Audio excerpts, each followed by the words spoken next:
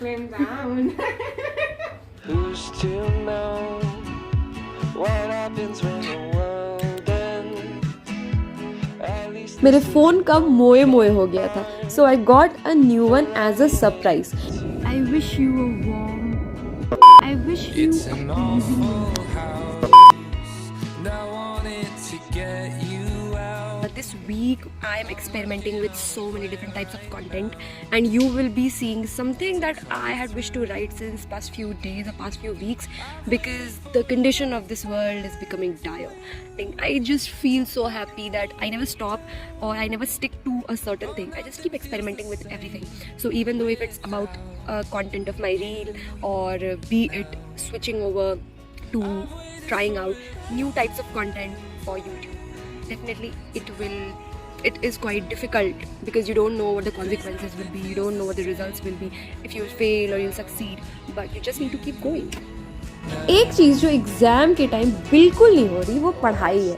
कभी तबीयत खराब तो कभी फ़ोन खराब। देखिए ये भी अपना कोई ईयरिंग का डब्बा बना रही है, किस चीज़ का, इसमें बहुत सारी चीज़ें आप स्टोर कर सकते हैं। तो यहाँ पे जो भी कूड़ा पड़ा है इससे हम लोग कोशिश करेंगे कुछ अच्छा बनाने का। तो I decided to make a durable bookmark with a silhouette butterfly. I therefore looked for so many references and finally thought to go with the same.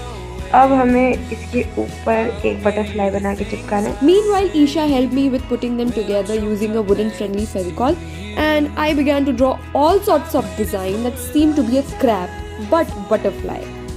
फिर मेरी कारीगरी पर ईशा को जो हंसी आई है, and she took the dice, but क्या ही बेकार बनाया था उसने भी।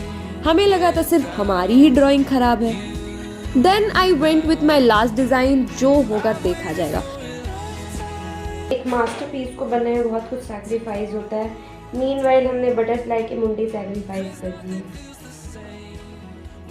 And this was how Isha's elegant kaju katli का डब्बा aka makeup kit turned out to be. All my friends are wasting time, and I'm afraid I'm wasting mine. But if you talk to me again, it'd be worth. This seemed to be the crown of books. How effortlessly the silhouettes flaunted itself. Delhi में रहकर बिहार के cuisine को और ज़्यादा miss करने लगना is quite normal, which is the perfect sour and sweet blend. उस दिन इंडिया वर्सेस ऑस्ट्रेलिया का मैच भी था और हम सीपी घूमने जा रहे थे। नेटवर्क ना होने के कारण सब लोग आसपास के फ़ोन में पीक कर रहे थे मैच देखने के लिए। Such a boring place, such a boring people. तो ये है जब हम लोग घर से वापस आते हैं और हम लोग सब अपने अपने घर से अपने अपने फेमस फेवरेट फूड लाते हैं। Meanwhile, East and West united in a single platter. हम उनके लिए ठेकुआ ले जाते हैं और वो हमारे लिए दाल बाटी चूरमा लाते हैं। पता नहीं जब पढ़ने बैठते हैं तो नींद आने लगती है, पर एटलीस्ट मोए मोए वाली रील्स को स्टॉक करने से तो बेटर है बोर होना। अगले दिन हम निकलते हैं मॉर्निंग वॉक के लिए, also exploring different pathways which is not every time a fruitful search.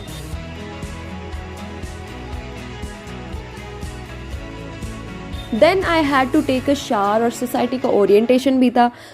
कहा गया था फॉर्मल पहन के आने, हम ट्रेडिशनल में जा रहे हैं। कॉलेज में पता चला सिर्फ वाइस प्रेसिडेंट ने ड्रेस कोड फॉलो किया है, सारे के सारे मेरी तरह डिसोबीडियंट निकले।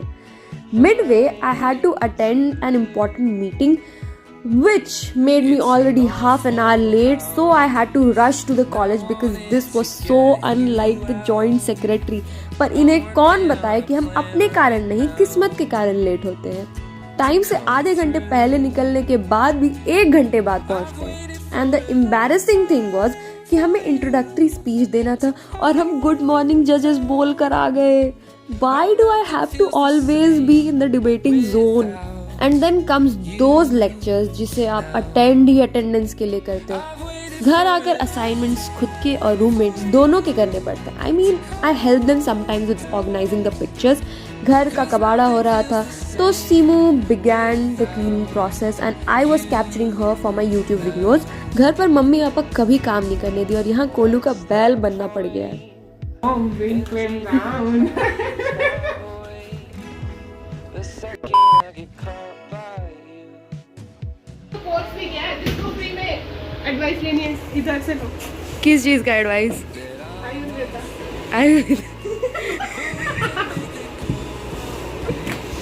Now talking about the best thing that happened to me this month. 40 Rules of Love by Elif Shafak that made me fall in love with it in 40 different ways. These are those rarest of the rarest gems that I can read in one go, but this one I never wanted to end. Have you ever wished to resemble a character from a favorite book, and especially if they existed somewhere in the chronicles of history? I truly wish to be at least a speck of Shams of Tabriz in near life, hereby mentioning one of the rules of love. When a true lover of God goes into a tavern, the tavern becomes his chamber of prayer. But when a wine bibber goes into the same chamber, it becomes his tavern. In everything we do, it is our hearts that make the difference, not our outer appearances. Sufis do not judge other people on how they look or who they are. When a Sufi stares at someone, he keeps both eyes closed and instead opens the third eye, the eye that sees the inner realm. I do not know which statement could have been prioritized over other, for at the end of all the rules, I looked up to Shams of Tabriz with a barrel of wine wanting to be filled. I wish to come across someday and know what 41st rule of love was.